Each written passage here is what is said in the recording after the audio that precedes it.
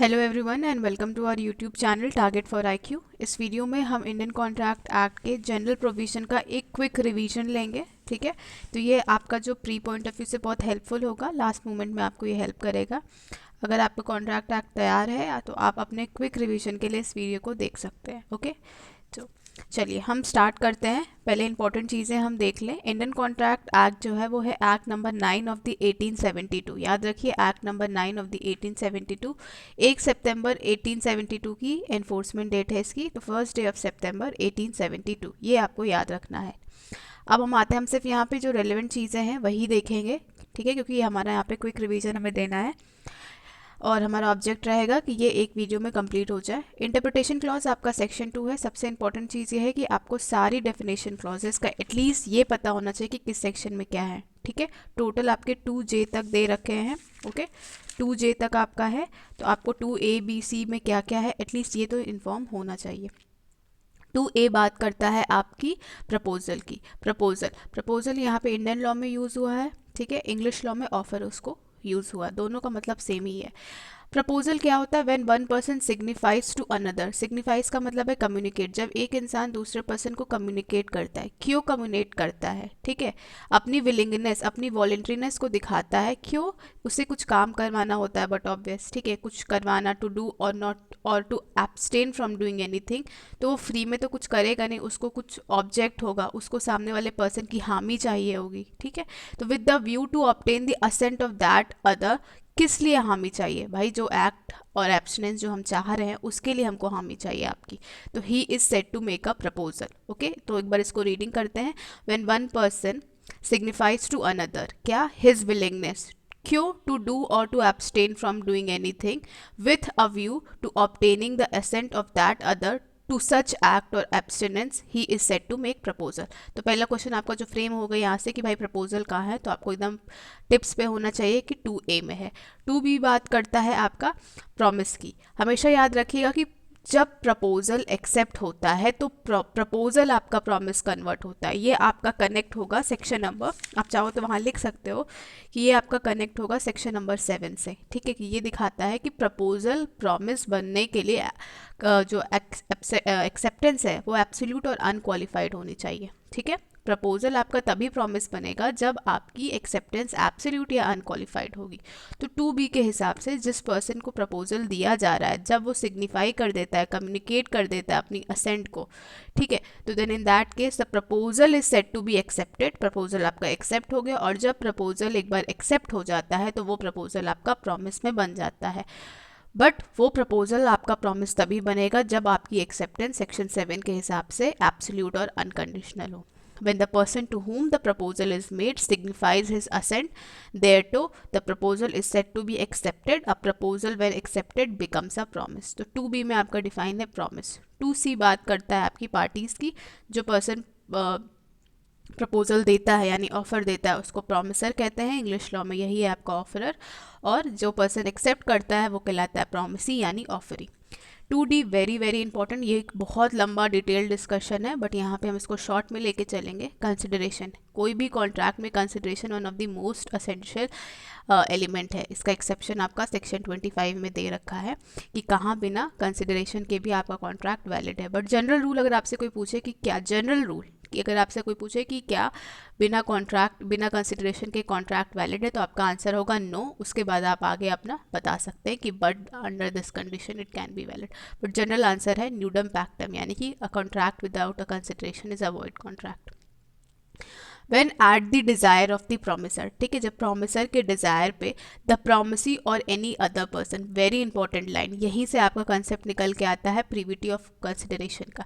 यही लाइन आपका दिखाता है कि हमारे यहाँ प्रीविटी ऑफ कंसिडरेशन का कॉन्सेप्ट नहीं है, यानी कंसिडरेशन प्रोमिसी के अलावा कोई अदर पार्टी भी दे सकती है, कहीं थर्ड पर्सन से भी मूव कर सकता है। इसे कंस्ट्रक्टिव कंसिडरेशन भी कहते हैं। ठीक है, द प्रोमिसी और any other person has done और abstained from doing, और does और abstain from doing, और promises to do और to abstain from doing। ये आपका पास्ट, प्रेजेंट और फ्यूचर कंसिडरेशन की बात करता है।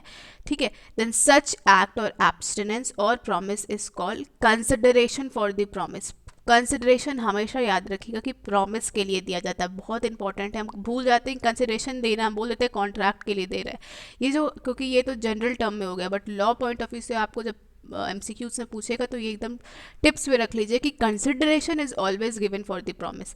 मैंने एक लेबर के साथ कॉन्ट्रैक्ट किया कि भाई आप मेरा घर बनाइए, मैं आपको 1 लाख रुपए दूंगी उसमें, ठीक है, मतलब घर बनाने का जो भी पैसा होगा। तो यहाँ मेरा प्रॉमिस है, मेरा प्रॉमिस क्या है कि I will give you 1 lakh rupees, ठीक है। तो ये प्रॉमिस उस लेबर के लिए कंसिडरेशन है, और उसका प्रॉमिस ये है कि ठीक है मैं उस 1 लाख के बदले आपका घर बनाऊंगा। तो उसका प्रॉमिस क्या है कि मैं आपका घर बनाऊंगा, ये मेरे लिए कंसिडरेशन है इस कॉन्ट्रैक्ट में। ओके, तो 2A में just go for a quick revision. 2A में है आपका,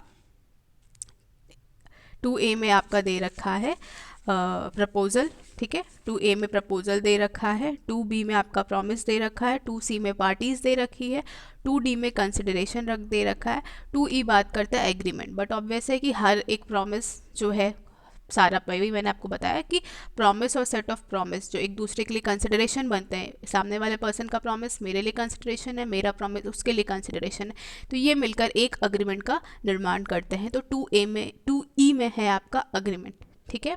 फिर है आपका 2F में, इसको रट लीजिए, रेसिप्रोकल प्रॉमिस किस सेक्शन में है, 2F में है। 2G बोलता है कोई भी ऐसा अग्रीमेंट जो एनफोर्सिएबल बाय लॉ नहीं है, तो वो आपका वॉइड अग्रीमेंट है, वो कभी कॉन्ट्रैक्ट बन ही नहीं पाएगा, क्योंकि अग्रीमेंट आपकी कॉन्ट्रैक्ट की कैटेगरी में तभी एंटर कर पाता है जब वो एनफोर्सिएबल बाय लॉ होता है। 2H बात करता है कि वही अग्रीमेंट जब लॉ द्वारा एनफोर्सिएबल हो जाता है तो वो कॉन्ट्रैक्ट की कैटेगरी में चला जाता है। 2I बात करता है वॉइडेबल कॉन्ट्रैक्ट की, कोई ऐसा अग्रीमेंट जिसमें कुछ एक पार्टी के साथ कुछ फ्रॉड धोखा जो भी हुआ है और उसके ऑप्शन पे उस कॉन्ट्रैक्ट को मतलब लाइक उसके ऊपर विल पे डिपेंड करता है, तो इस तरीके का उसको फॉलो करना है कि नहीं, तो ये वॉइडेबल कॉन्ट्रैक्ट है।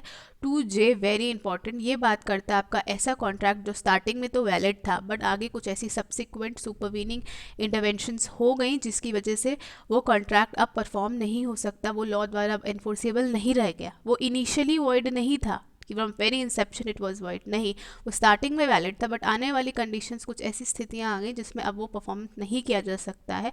दो कंट्री के बीच में वॉर डिक्लेयर हो गया या जो सब्जेक्ट मैटर था वही डिस्ट्रॉय हो गया, तो इन दैट केस वो कॉन्ट्रैक्ट फ्रॉम वेरी इंसेप्शन अब वॉइड नहीं होगा, उसका रेट्रोस्पेक्टिव इफेक्ट नहीं होगा।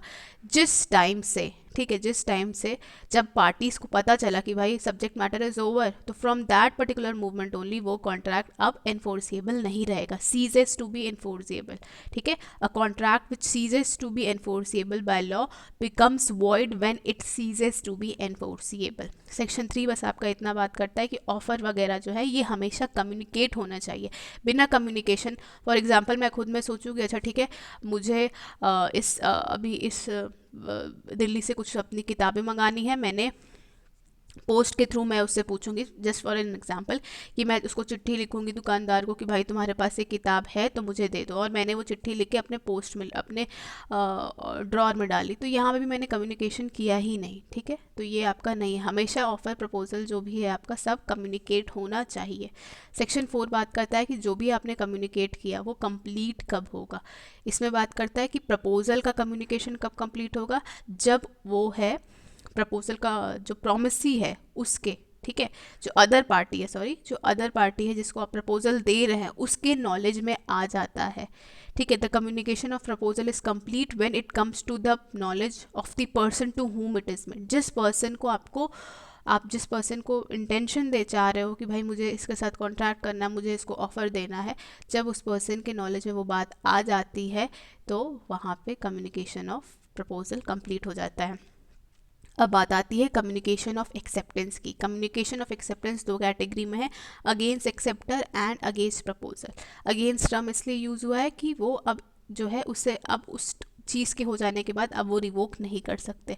तो जैसे ही प्रॉमिसर ने जो पार्टी है, ठीक है, जैसे मान लीजिए किसी ने ऑफ़र दिया, प्रपोजर ने जैसे ही ऑफ़र दिया और वो एक्सेप्ट हो गया, प्रॉमिसी ने उसे एक्सेप्ट कर लिया और अपनी एक्सेप्टेंस को mode of communication, mode of transmission में डाल दी और अब वो उसके रीच से दूर है, तो वहाँ पे अगेंस्ट प्रॉमिसर क्या होता है कि जैसे ही एक्सेप्टर ने उसको मोड ऑफ ट्रांसमिशन में डाला, वहाँ पे कम्युनिकेशन ऑफ एक्सेप्टेंस जो है वो कंप्लीट हो गई। ठीक है, इसको देखिए, the communication of acceptance is complete against the, मतलब यहाँ पे कम्युनिकेशन ऑफ एक्सेप्टेंस कंप्लीट हो गई, अब प्रॉमिसर यहाँ रिवोक नहीं कर सकता। As against the proposer when it is put in the course of transmission to whom so as to be out of the power of the acceptor. और against acceptor कब है कि जैसे ही वो प्रपोजर के नॉलेज में आ जाती है, उससे पहले वो रिवोक कर सकता है, बट जैसे ही वो प्रपोजर के नॉलेज में आई, communication of acceptance against acceptor is complete. ठीक है, इसका अगर इलस्ट्रेशन देखें, A proposes by letter to sell a house to be at certain price. तो ए जो है लेटर उसको लिख के देता है कि भाई मैं अपना घर बेचना चाहता हूँ तुम्हें। बी ने जैसे ही उसको लेटर को देखा, जैसे उसके नॉलेज में आई, communication of offer is complete. B accept as proposal by letter send by post. B उसके ऑफर प्रपोजल को एक्सेप्ट कर लेता है। द कम्युनिकेशन, अब आप खुद सीखिए, द कम्युनिकेशन ऑफ एक्सेप्टेंस कब कंप्लीट होगा? अगेंस्ट ए कौन है? प्रपोजर है, तो प्रॉमिसर है, तो यहाँ पे क्या होगा, जैसे ही बी ने अपनी चिट्ठी लिख के पोस्ट कर दी, against A it is over. और अगेंस्ट बी कब है? जैसे ही वो ए के नॉलेज में आ गया कि भाई इसने एक्सेप्ट कर लिया है, ठीक है, उसने एक्सेप्ट कर लिया, against B it is over. ठीक है, सेक्शन 5 बात करता है रिवोकेशन ऑफ प्रपोजल की। वही बात है कि जैसे आपको अगेंस्ट एक्सेप्टर है और अगेंस्ट प्रपोजर है, तो उसके एक्सेप्टर के मोड ऑफ ट्रांसमिशन में डालने से पहले आपको क्या करना है? अपना ऑफ़र अगर आपको रिवोक करना है तो आप कर सकते हैं, बट आप उसके बाद नहीं कर सकते हैं। ठीक है, यहाँ पे एक्सेप्टर के आउट ऑफ रीच हो जाना चाहिए। हो सकता है वो अपनी चिट्ठी लेके जा रहा हो, पोस्ट में डाल रहा हो, जैसे ही डाल रहा हो, ठीक है, और वो अभी मान उसके आउट ऑफ रीच नहीं हुआ, तभी तुरंत उसके पास रिवोकेशन की चिट्ठी पहुँच गई, तो वहाँ पे रिवोकेशन का कम्युनिकेशन कंप्लीट हो गया। अब अगेंस्ट एक्सेप्टर कब कंप्लीट होता है? वही उसको अगर अपना एक्सेप्टेंस रिवोक करना है तो वो उस communication of acceptance against proposer against acceptor complete होने से पहले होना चाहिए। मतलब कि जैसे ही प्रपोजर को ये प्रॉमिसर को ये नॉलेज हो कि हाँ ये ऑफ़र एक्सेप्ट हो गया, उससे पहले उसको रिवोकेशन की नॉलेज हो जानी चाहिए। ठीक है, फिर सेक्शन 6 बात करता है revocation how made. Very important, options दे देता है कि कौन सा है, तो आपको ये याद रखना चाहिए कि भाई नोटिस दे सकते हैं। ठीक है, भाई notice they the, communication of notice हो गई, प्रपोजर को अदर पार्टी को दे दिया उन्होंने। लैप्स ऑफ टाइम हो गया, आपने कंडीशन रखी थी कि 1 महीने के अंदर अगर आपने एक्सेप्ट कर दिया तो वेल एंड गुड, नहीं किया तो भाई हम नेक्स्ट पार्टी देखेंगे, वो टाइम ही ख़त्म हो गया। ठीक है, उस केस में। और अगर कोई टाइम नहीं प्रिस्क्राइब है तो ऑब्वियस सी बात है कि रीज़नेबल टाइम होगा, कोई सालों साल तो आपका इंतज़ार कर नहीं सकता है। फिर आपने कुछ कंडीशंस रखी थी। ठीक है, कंडीशन हम इसको पढ़ सकते हैं सेक्शन 8 से कनेक्ट होकर, कि जहाँ पे आप कंडीशंस फुलफिल कर देते हैं बिना डायरेक्ट एक्सेप्ट किए, तो वहाँ भी ऑफ़र एक्सेप्ट हो जाता है। बट यहाँ बोल रहा है कि भाई कंडीशन प्रेसिडेंट, आपने कुछ कंडीशंस रखी थी कि आप ये अगर फुलफिल करेंगे तो हम मान लेंगे कि इट विल बी डीम्ड कि आपने ऑफ़र एक्सेप्ट कर लिया, बट आपने उस कंडीशन को फॉलो ही नहीं किया, तो क्या होगा? ऑफ़र आपने रिवोक कर दिया। फिर है डेथ या insanity of the proposer. Death या इंसैनिटी हो गई तो उस केस में भी आपका ऑफर रिवोक हो जाता है, प्रोवाइडेड ये जो डेथ और इंसैनिटी की जो नॉलेज है वो एक्सेप्टर को मिल गई हो एक्सेप्टेंस करने से पहले। ठीक है, क्योंकि अगर वो एक्सेप्टेंस करने के बाद डेथ हो जाती है तो वहाँ पे क्या होगा? प्रॉमिसर के लीगल एयर्स जो है अवेलेबल होंगे। सेक्शन 7 जो मैंने 2B से कनेक्ट किया था कि आपका एब्सोल्यूट होना चाहिए, क्या एक्सेप्टेंस हमेशा एब्सोल्यूट और अनक्वालिफाइड होना चाहिए, तभी आपका प्रपोजल प्रॉमिस में कन्वर्ट होगा। In order to convert a proposal into a promise the acceptance must be absolute and unqualified. ठीक है, और दूसरा है कि भाई आपको कुछ यूजुअल रीजनेबल मैनर में एक्सेप्ट करना होगा, अनटिल एंड अनलेस आपको ऑफरर ने कोई पर्टिकुलर मोड बता के रखा हो सकता है उसने आपको कोई पर्टिकुलर मोड बताया, फिर भी आपने उसमें नहीं एक्सेप्ट किया, आपने अपने ही तरीके से कर लिया, तो यहाँ ऑफरर की ड्यूटी है कि वो आपको बताएगा कि भाई जो तरीका बताया गया है ना उसी हिसाब से करो। और अगर वो ऐसा नहीं करता है तो ऐसा माना जाएगा कि उसने एक्सेप्टेंस को मान लिया कि चलो ठीक है, जैसे तुमने एक्सेप्ट किया है हम मान लेते हैं। सेक्शन 8 बात करता है कि अगर आपने ऑफ़र को डायरेक्टली एक्सेप्ट ना करके उसकी कंडीशंस को फुलफ़िल कर दिया है, या आपने कंसिडरेशन दे दिया, ऑब्वियस सी बात है कोई फ्री में तो कोई देगा नहीं, तो कंसिडरेशन दे दिया बिना ये कहे कि हाँ मैंने ऑफ़र एक्सेप्ट कर लिया है, तो यहाँ पे भी इट विल बी डीम्ड कि आपने परफॉर्मिंग द कंडीशन या आपने कंसिडरेशन रिसीव करके एक्सेप्टेंस ले ली है। ठीक है, सेक्शन 9 बताता है कि प्रॉमिस आपका एक्सप्रेस हो सकता है या इम्प्लाइड, आपके कंडक्ट से भी हम इन्फर कर सकते हैं। सेक्शन 10 बात करता है, 10 और 11 में कन्फ्यूजन होता है कि है क्या। 10 हमेशा याद रखिएगा कि बात करता है कि दो कैटेगरी होती है, एक होता है अग्रीमेंट और एक होता है कॉन्ट्रैक्ट। अग्रीमेंट में कुछ चीज़ें ऐड कर देंगे तो वो कॉन्ट्रैक्ट वाली कैटेगरी में चली जाएगी। तो सेक्शन 10 बात करता है कि कब एग्रीमेंट कॉन्ट्रैक्ट बनेगा, और सेक्शन 11 बात करता है कि कौन कॉम्पिटेंट है कॉन्ट्रैक्ट करने के लिए। ठीक है, तो सेक्शन 10 का ही हिस्सा है, आगे फर्दर एक्सटेंशन है सेक्शन 11। सेक्शन 10 बात करता है, 5 कंडीशन दे रखी हैं कि कोई एक अग्रीमेंट आपने बना लिया, ठीक है, वो अग्रीमेंट तो बन गया, बट वो कॉन्ट्रैक्ट कब बनेगा, जब उसमें जो पार्टीज़ हैं वो कॉम्पिटेंट हैं। वो कॉम्पिटेंट कौन है, वो सेक्शन 11 में हम देखेंगे। वो कॉम्पिटेंट हैं, उनका फ्री कंसेंट है। फ्री कंसेंट क्या होता है ये हम आगे सेक्शन 12 में देखेंगे। ठीक है, सॉरी सेक्शन 14 में देखेंगे। और उसके बाद आपका लॉफुल कंसिडरेशन होना चाहिए, लॉफुल ऑब्जेक्ट होना चाहिए, और डिक्लेयर्ड वॉइड, मतलब जो पार्टीज़ हैं वो ऐसा ना हो कि डिस्क्वालीफाइड हों। ठीक है, सेक्शन 11 बात करता है कॉम्पिटेंट कौन है। कॉम्पिटेंट कौन है भाई, मेजर होने चाहिए, साउंड माइंड होने चाहिए। ठीक है, उनको पता होना चाहिए कि हम क्या कर रहे हैं, हमें ये पता होना चाहिए, और वो डिस्क्वालीफाइड बाय लॉ ना हो। ऐसा ना हो कि उन्हें प्रोक्लेम्ड ऑफेंडर डिक्लेयर कर दिया गया हो, इंसॉल्वेंट डिक्लेयर कर दिया गया हो, चीज़ है। ठीक है, तो every person is competent to contract who is of age of majority.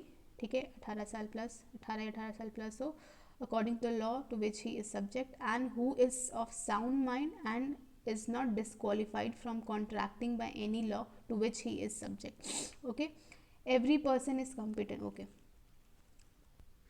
Okay, तो नेक्स्ट टॉपिक है हमारा कंसेंट। हमने सेक्शन 10 में पढ़ा था कि भाई फ्री कंसेंट होना चाहिए, पार्टीज कॉम्पिटेंट होनी चाहिए, लॉफुल कंसिडरेशन, लॉफुल ऑब्जेक्ट, और not disqualified by law. Section 11 में हमने देखा भाई कॉम्पिटेंट कौन होते हैं, जो साउंड माइंड के हों और जो मेजर हों और जो डिस्क्वालीफाइड बाय लॉ ना हो। 13 बात करता है कंसेंट की। कंसेंट क्या होता है, जब दो लोग एक ही चीज़ को एक तरीके से समझते हैं, इसे कहते हैं कंसेंटेड आइटम। ठीक है, 2 और more persons are said to consent when they agree upon the same thing in a same sense. 2 और more persons are said to. Okay, 14 बात करता है फ्री कंसेंट की। आपका कंसेंट फ्री कंसेंट माना जाएगा जब वो कंसेंट इन तरीकों से ना दिया गया हो। कौन से कंडीशंस, कोवर्जन में ना दिया गया हो, अंडू इन्फ्लुएंस में ना दिया गया हो, फ्रॉड में ना दिया हो, मिस रिप्रेजेंटेशन में ना दिया हो, और मिस्टेक में ना दिया हो, तो वो कंसेंट आपका फ्री कंसेंट माना जाएगा। कोवर्जन क्या होता है, कोवर्जन का मतलब होता है डराना धमकाना। अगर मैं किसी को कोवर्ज करती हूँ कि भाई ये काम कर दो वरना मैं सुसाइड कर लूँगी, ये कर दो तो मैं सुसाइड कर लूँगी, तो सुसाइड की धमकी देना भी एक तरीके का कोवर्जन होता है। और आपका ये हेल्ड हुआ था, एक केस था Chikkam Ammiraju versus Chikkam Seshamma. Okay, Chikkam Ammiraju versus Chikkam Seshamma. इस केस में कहा गया था कि threat to suicide amounts to coercion. ठीक है, तो कोवर्जन बेसिकली क्या होता है कि हम थ्रेटन करते हैं, या तो हम एक्चुअली में कमिट करते हैं या थ्रेट करते हैं कि हम कोई ऐसा एक्ट कर देंगे जो फॉरबिडन बाय आईपीसी है, या हम अनलॉफुली किसी की प्रॉपर्टी डिटेन कर लेते हैं, या धमकी देते हैं कि भाई कॉन्ट्रैक्ट ये कर लो वरना हम तुम्हारी प्रॉपर्टी डिटेन करके रख लेंगे। ठीक है, किस लिए करते हैं कि भाई सामने वाला पर्सन हमारे साथ कॉन्ट्रैक्ट में एंटर करे। ये इममटीरियल है कि आप जिस प्लेस पे कोवर्जन अप्लाई करते हैं वहाँ पे इंडियन लॉ लगता है कि नहीं। सेक्शन 16 बात करता है अंडू इन्फ्लुएंस, गलत तरीके से अपने इन्फ्लुएंस को देना। ठीक है, अगर मैं किसी डोमिनेटिंग पोजीशन में हूँ और मैं अपने पोजीशन को डोमिनेट करके किसी इन्फीरियर पोजीशन वाले पर्सन के साथ कॉन्ट्रैक्ट में उतरती हूँ, तो यहाँ मैंने अंडू इन्फ्लुएंस किया है। ठीक है, तो अंडू इन्फ्लुएंस में क्या होता है, सबसे पहले जो सबसे इंपॉर्टेंट कंडीशन है कि दोनों पार्टीज़ के बीच में ऐसा रिलेशन होना चाहिए कि एक पार्टी जो है डोमिनेटिंग पोजीशन में हो और एक पार्टी ऐसे पोजीशन में है जिसे डोमिनेट किया जा सके। ठीक है, वो हो सकता है फिड्यूशरी रिलेशनशिप, फादर सन के रिलेशनशिप की वजह से आ रहा हो। ठीक है, कोई फिड्यूशरी रिलेशनशिप है, कोई ऐसी रियल या अपेरेंट अथॉरिटी है आपके बीच में, या कोई एक पार्टी मेंटली या फिजिकल थोड़ी सी इनकेपेबल है बिकॉज ऑफ एज, इलनेस। ठीक है, तो उस केस में मानते हैं कि हो सकता है कि सामने वाला डोमिनेटिंग पोजीशन का पर्सन अपने इन्फ्लुएंस को गलत तरीके से इस्तेमाल करे। जब कोई कॉन्ट्रैक्ट, ठीक है, जब भी कोई मतलब जो भी पार्टीज़ के बीच में कोई ट्रांजैक्शन होता है और ऑन फेस इट अपीयर्स कि भाई ये तो कुछ गड़बड़ है यहाँ पे, कोई अपनी करोड़ों की जायदाद क्यों किसी थर्ड पार्टी को बिना ऐसे दे देगा, तो जो ऑन भाई फेस लग रहा है कि कुछ गड़बड़ है, तो वहाँ जो पर्सन अनडू इन्फ्लुएंस मतलब डोमिनेटिंग पोजीशन में होता है उसके ऊपर ये बर्डन होता है कि वो प्रूव करे कि नहीं कुछ गड़बड़ नहीं है, एवरीथिंग इज़ फाइन। फ्रॉड में क्या होता है, यहाँ पे इंटेंशन होता है आपका धोखा देने का, डिसीव करने का इंटेंशन होता है। जब आप किसी के साथ कोई कनाइवेंस करते हैं, कोई इस तरीके का काम करते हैं जिससे आपका ये रहता है कि भाई धोखा कर लें, ठीक है, तो इन दैट केस आप फ्रॉड करते हैं।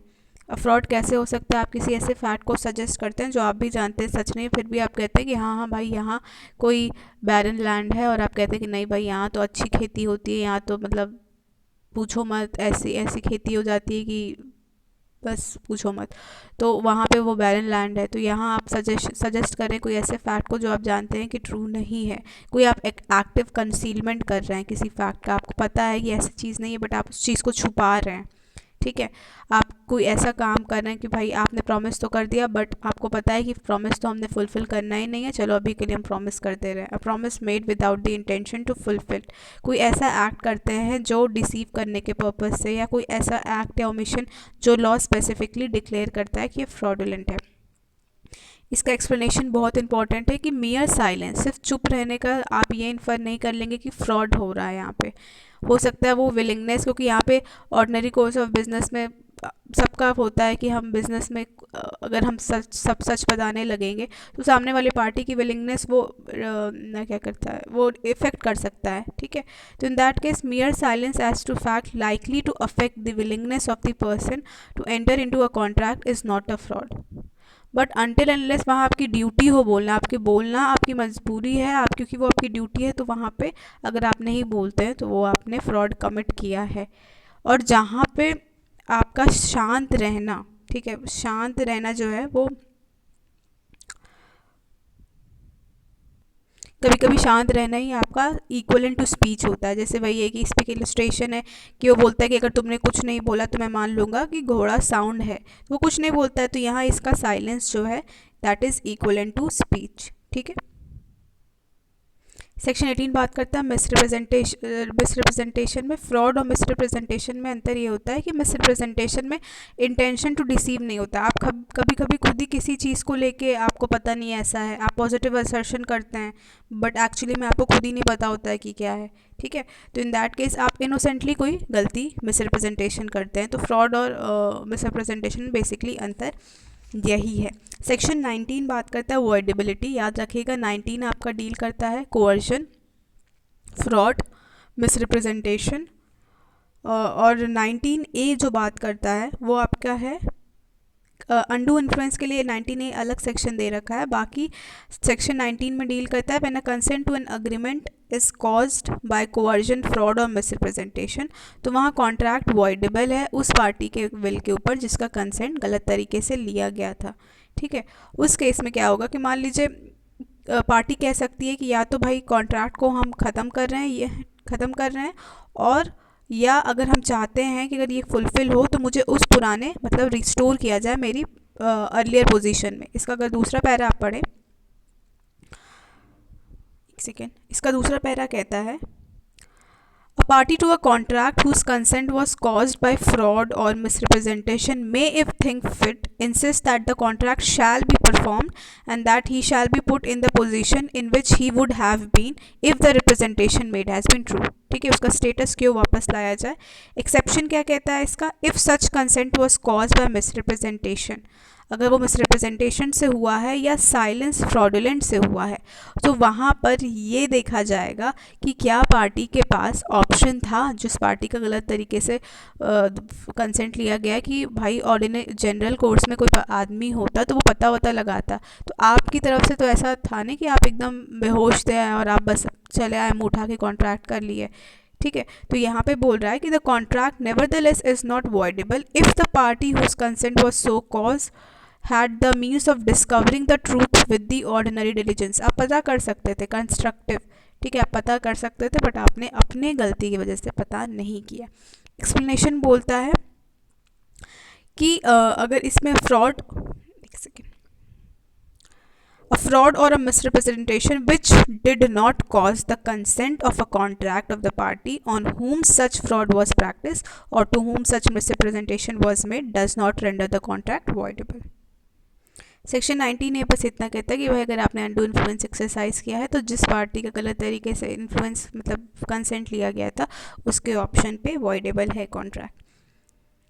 सेक्शन 20 बात करता है अगर दोनों पार्टीज़ को मिस्टेक ऑफ फैक्ट है, ठीक है, as a matter of fact bilateral mistake है, दोनों पार्टीज़ की तरफ से मिस्टेक ऑफ फैक्ट है किसी असेंशियल, ये इंपॉर्टेंट चीज़ है कि किसी असेंशियल टर्म को लेके एग्रीमेंट के, कोई अरनियस बिलीफ कोई छोटी मोटी चीज़ को लेके नहीं, कोई असेंशियल टर्म है, तो इन दैट केस वो कॉन्ट्रैक्ट वॉइड होगा। Where both the parties to a contract where both the parties to an agreement are under a mistake as to a matter of fact, या matter of fact की बात हो रही है, essential to the agreement is void। तो यहाँ पे जो चीज़ है कि both parties यानी bilateral contract और mistake of fact की बात हो रही है। इसका explanation कहता है an erroneous opinion as to value of thing which form the subject matter of the agreement is not to be deemed as a mistake as to the matter of a fact। Section 21 बात करता है mistake as to law. अगर आपको Indian law का ज्ञान नहीं है फिर आप कॉन्ट्रैक्ट में उतरते हैं तो वहाँ पे आपका कॉन्ट्रैक्ट वैलिड होगा, आप वॉइडेबल उसको नहीं डिक्लेयर करा सकते, that will be perfectly valid, क्योंकि आपको बीइंग एन इंडियन अगर आपको इंडियन लॉ तो आप मिस्टेक ऑफ लॉ का डिफेंस नहीं ले सकते। अ कॉन्ट्रैक्ट इज़ नॉट वॉइडेबल, इसका मतलब यह है कि कॉन्ट्रैक्ट इज़ वैलिड, ठीक है। यहाँ पे नॉट वॉइडेबल का मतलब है कि आप नहीं वॉइड डिक्लेयर करा सकते उसको, because it was caused by mistake as to any law in force in India. But अगर आपको किसी फॉरेन लॉ का ज्ञान मिस्टेक हुआ है तो वहाँ वो मिस्टेक ऑफ फैक्ट की तरह ही उसको ट्रीट किया जाएगा, यानी कि वो वॉइड कॉन्ट्रैक्ट होगा। अब सेक्शन 23 बात करता है कि कौन से ऐसे कॉन्ट्रैक्ट हैं जो आपके मतलब कौन से ऐसे जहाँ पे कंसिडरेशन और ऑब्जेक्ट जो है कौन से लॉफुल होंगे और कौन से नहीं लॉफुल होंगे, ठीक है। तो यहाँ आपको देखना है कि ये बोल रहा है एक जनरल रूल कि वो लॉफुल होंगे अनटिल एंड अनलेस से 5 चीज़ें ना हो, क्या 4 चीज़ें ना हो। फॉरबिडन बाय लॉ, ठीक है, फॉरबिडन बाय लॉ ना हो, इस तरीके का नेचर का ना हो कि अगर उसको हम अलाउ कर दे तो वो लॉ जो ऑब्जेक्ट है डिफीट कर दे लॉ के पर्पस को, वो कोई तरीके की इंजरी इन्वॉल्व करता है या कोर्ट उसे इमोरल या अगेंस्ट पब्लिक पॉलिसी मानता है, ठीक है। तो उस केस में क्या होगा कि वो कंसिडरेशन या ऑब्जेक्ट अनलॉफुल मतलब वो जो अग्रीमेंट होगा वो वॉइड हो जाएगा। फिर दूसरी जो चीज़ है यहाँ पे वो ये है कि आपका आ जाता है फिर सेक्शन नंबर 24 ये कहता है कि ऐसा कोई अग्रीमेंट, ठीक है, कोई ऐसा अग्रीमेंट जिसमें एक सिंगल कंसिडरेशन के थ्रू आप कोई 2 चीज़ें रख रहे हैं, 2 ऑब्जेक्ट रख रहे हैं, जिसमें से अगर एक भी अनलॉफुल है तो वो पूरा अग्रीमेंट आपका वॉइड हो जाएगा। ये चीज़ आपको याद रखनी है। सेक्शन 24 बोलता है कि if any part of the single consideration, एक सिंगल कंसिडरेशन में कोई भी हिस्सा ऐसा है कि अगर उसको अलाउ कर दिया जाए, ठीक है, तो उस केस में क्या, अगर कोई भी सिंगल कंसिडरेशन का पार्ट ऐसा है वो अनलॉफुल है, हो सकता है आप एक सिंगल कंसिडरेशन के थ्रू ओपीएम मंगा रहे हैं फिर राइस मंगा रहे हैं, तो उस केस में वो पूरा अग्रीमेंट वॉइड हो जाएगा, ठीक है।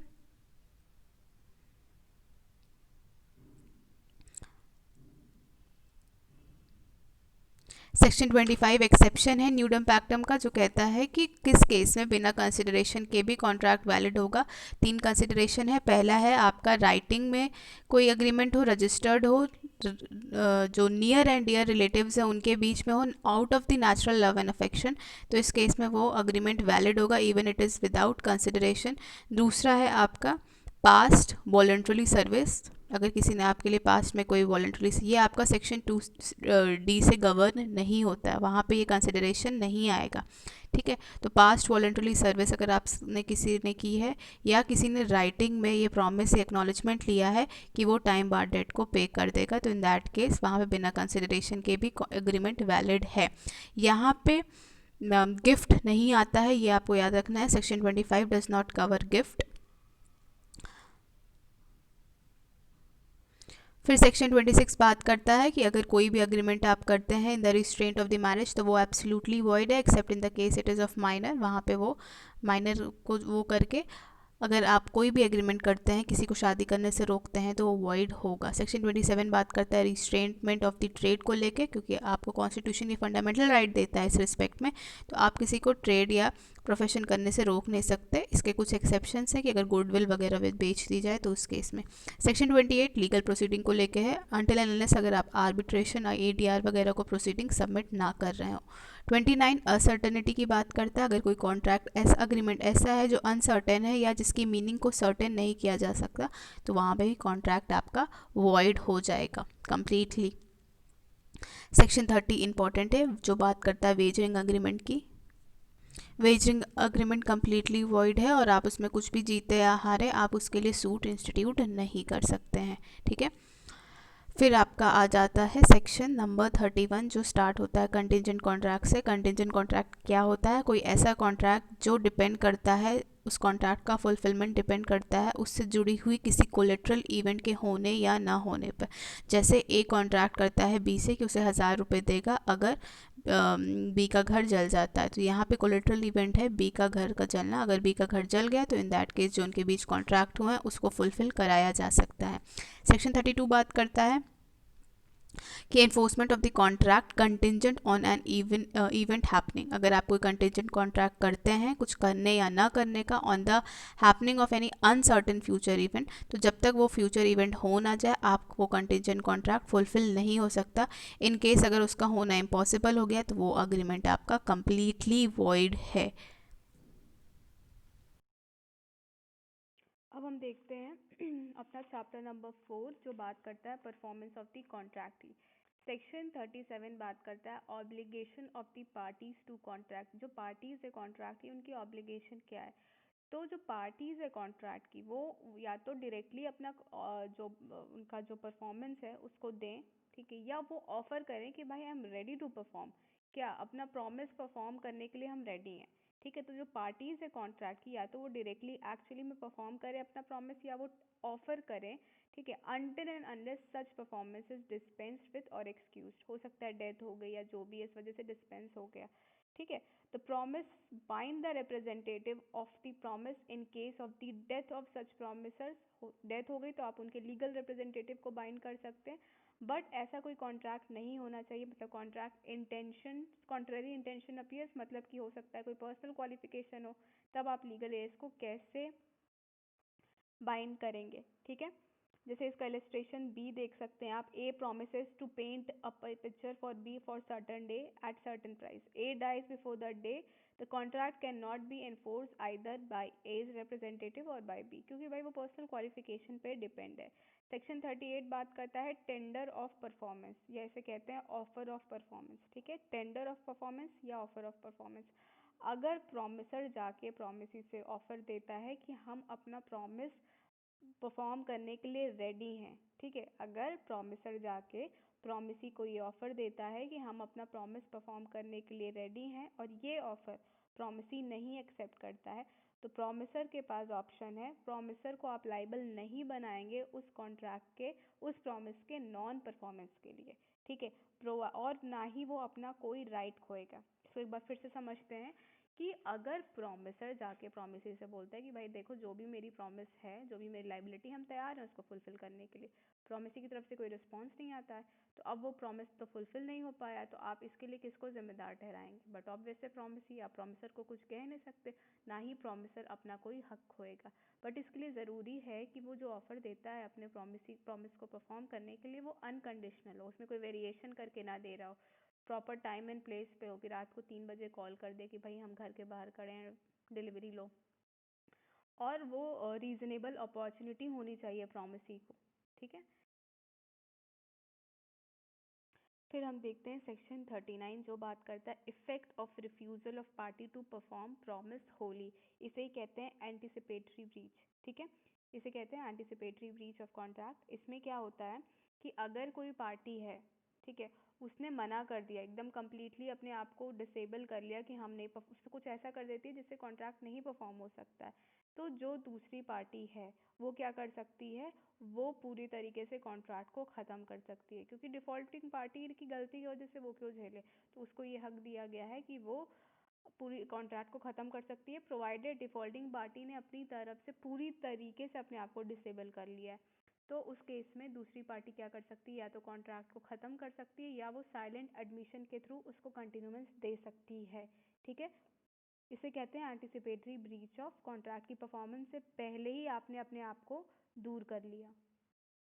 सेक्शन 40 बात करता है कि कौन परफॉर्मेंस को परफॉर्म करेगा। तो जनरल सी बात है, जो कॉन्ट्रैक्टिंग पार्टी है, जनरल रूल यही है कि अगर उनका इंटेंशन यही है कि वो अपना अपना काम खुद करे, पर्सनली करे, तो ये वही परफॉर्म करेंगे अनटिल एंड अनलेस उस केस में किसी अदर पर्सन को ऑथराइज ना किया गया हो। इसको रीड करते हैं। If it appears from the nature of the case that it was the intention of the parties to any contract that any promise contained in it should be performed by the promisor himself, such promise must be performed by the promisor. In other case, the promisor or his representative may employ a competent person to perform it. ठीक है, इसका illustration देख लेते हैं। A promises to pay B a sum of money. A may perform this promise either by personally paying the money to B or by causing it to be paid by B paid to B by another, and if A dies before the appointed for the payment, his representative must perform the promise or employ some other person to do so. ठीक है, section 41 कहता है कि अगर आपने third party से payment ले ली on behalf of the promiser, तो इन दैट केस अब आप फिर से प्रोमिसर को लाइबल नहीं कर सकते हैं। ठीक है, सेक्शन 42 से 45 आपकी जॉइंट लाइबिलिटी की बात करता है, devaluation of the joint liability, इसको आप देख सकते हैं। फिर हम देखते हैं सेक्शन नंबर ओके तो हम यहाँ से इम्पोर्टेंट सेक्शंस देखेंगे। सेक्शन 56 नेक्स्ट वेरी इंपॉर्टेंट है। सेक्शन 66 बात करता है agreement to do an impossible act. अगर आप कोई ऐसा अग्रीमेंट करते हैं जिसमें आप कोई ऐसे एक्ट को इंक्लूड करते हैं जो अपने आप में इम्पॉसिबल है परफॉर्म करना, या जिसका सिचुएशन ऐसी आ जाती है कि उसको बाद में स्टार्टिंग में तो दैट वाज फाइन कि चलो ठीक है कॉन्ट्रैक्ट परफॉर्म हो सकता है, दैट वाज पॉसिबल, बट आगे जाके कुछ ऐसी सुपरवीनिंग इवेंट्स आ जाते हैं जहाँ पे अब उस कॉन्ट्रैक्ट को करना पॉसिबल नहीं रह गया है या वो अनलॉफुल हो गया है, तो इस तरीके के अग्रीमेंट आपके वॉइड हो जाते हैं। ठीक है, तो agreement to do an act which after the contract is made, ठीक है, तो ये आपका वॉइड अब इनिशियो नहीं है, ये वॉइड कॉन्ट्रैक्ट है। ये from very Inception it was not void, ये वैलिड था स्टार्टिंग में, but a contract to do an act which after the contract is made, contract करने के बाद become impossible or by some reason of some event which the promiser could not prevent, ठीक है, unlawful becomes void, the act become impossible और unlawful, ये आपको याद रखना है। इसके बाद आपका जो नेक्स्ट इंपॉर्टेंट सेक्शन है वो है आप सेक्शन नंबर 59 बहुत इंपॉर्टेंट है। 59 के लिए आप इतना याद रख सकते हैं कि क्लेटन्स रूल है उसमें। फिर आपका नेक्स्ट इंपॉर्टेंट है, आप देख सकते हैं सेक्शन नंबर 62 जो बात करता है नोवेशन, रेसेशन और ऑल्टरेशन की। नोवेशन का मतलब होता है सब्स्टिट्यूशन, कि आपने पूरी तरीके से पुराने एग्रीमेंट को ख़त्म करके उसकी जगह नया कॉन्ट्रैक्ट सब्स्टिट्यूट कर लिया है। ठीक है, तो नोवेशन, रेसेशन और ऑल्टरेशन के केस में आपका जो कॉन्ट्रैक्ट होता है ओरिजिनल कॉन्ट्रैक्ट वो डिस्चार्ज हो जाता है। फिर आपका जो इम्पोर्टेंट है वो है सेक्शन 64 और 65 रिलेटेड है, डॉक्ट्रिन ऑफ रेस्टिट्यूशन से रिलेटेड। अगर आपने किसी भी वॉइडेबल कॉन्ट्रैक्ट या वॉइड कॉन्ट्रैक्ट में कोई बेनिफिट लिया है तो वो आपको अदर पार्टी को लौटाना होगा। सेक्शन 68 से स्टार्ट होता है आपका क्वाज़ी कॉन्ट्रैक्ट। ठीक है, इसमें आपको क्वाज़ी कॉन्ट्रैक्ट हम सब जानते हैं, आपको ये जानना है कि ये मैंसफील्ड, जो लॉर्ड मैंसफील्ड थे, उन्होंने ये कॉन्ट्रैक्ट जो है इवॉल्व किया था। तो इस केस में आपको इतना जानना है कि अगर आपने कोई भी क्वाज़ी कॉन्ट्रैक्ट, जैसे मान लीजिए आप कोई पर्सन है, कोई माइनर पर्सन है, उसके बेनिफिट के लिए किसी ने कोई कॉन्ट्रैक्ट, मतलब वो किसी ने कुछ दे दिया उसके बेनिफिट के लिए, तो वो बाद में जाके उस माइनर पर्सन की प्रॉपर्टी में से एंटाइटल्ड है अपना मनी या जो भी है उसे क्लेम करने के लिए। फिर obligation of the person enjoying the benefit of the non graduates act, इसका सबसे अच्छा इलस्ट्रेशन है कूली वाला। फॉर एग्जांपल आप ट्रेन से उतरते हैं, एक कूली आता है, वो आपका सामान उठा के लेने जाता है, आप कुछ नहीं कहते हैं, आप उसके साथ साथ चलते हैं, बाहर जाके आप उससे बोलते हैं कि यार मुझे लगा तुम तो फ्री में मेरे लिए काम कर रहे थे, तो आप ये नहीं कह सकते। ठीक है, क्योंकि आपको भी पता है कि वो कूली वाला है, उसका तो काम ही वही है कि सामान लेके आना ले जाना, ठीक है, वो ही उसका काम है, तो वहाँ पे वो नॉन ग्रेजुएट वे में नहीं काम कर रहा था, और अगर आपने उसका बेनिफिट उठा लिया तो आपका ये ऑब्लिगेशन है कि आप उसको जो है उसके लिए कॉम्पनसेट करेंगे।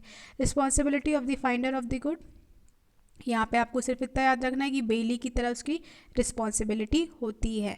सेक्शन 73 में इतना याद रखिए, अनलिक्विडेटेड डैमेजेस है, पार्टी स्टार्टिंग में ही डिसाइड नहीं करती है कि वो अपना जो कॉन्ट्रैक्ट है उसका जो ब्रीच होगा उसके लिए उसको कितने पैसे देने हैं। वो नेचुरल कोर्स ऑफ थिंग ज़रूरी है कि जो नेचुरल वे में जो भी उनका लॉस हो रहा है उसके लिए जो पार्टी जिसके डिफ़ॉल्ट पे हो रहा है उसको वहाँ पे अदर पार्टी को आपको कॉम्पनसेट करना होगा। दो तरीके के लॉस होते हैं, स्पेशल डैमेजेस और आपका जनरल डैमेजेस होता है। 73 है आपका अनलिक्विडेटेड और 74 बात करता है आपका अनलिक्विडेटेड डैमेजेस के लिए। 74 में आपको सिर्फ इतना याद रखना है कि पार्टी स्टार्टिंग में ही डिसाइड कर लेती है कि भाई एक्चुअल में लॉस हो या ना हो उससे कोई फ़र्क नहीं होता, ब्रीच होने पर डिफ़ॉल्टिंग पार्टी को इतना कॉम्पनसेशन करना होगा।